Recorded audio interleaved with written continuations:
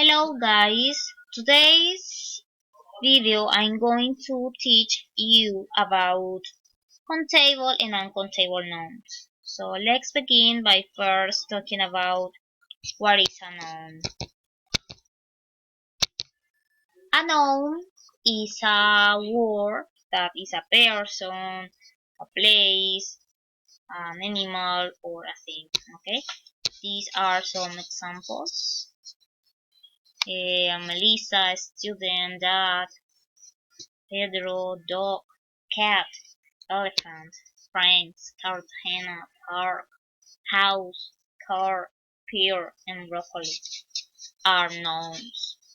But these nouns can be countables and uncountable. Look, the countable nouns are these that you can count.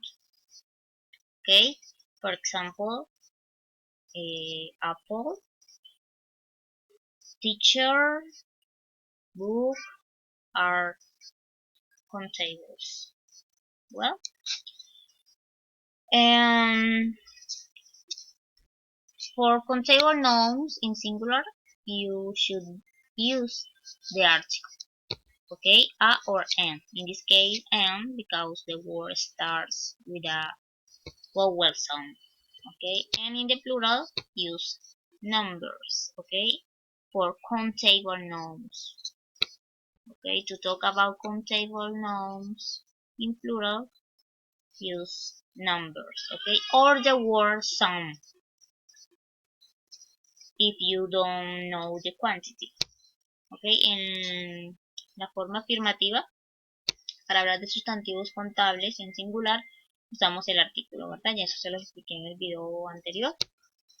Y en la forma plural, usamos los números o la expresión sum si no sabemos la cantidad, ¿ok? Entonces, estos son los sustantivos contables, los que podemos contar, ¿ok? Son esas cosas que podemos contar.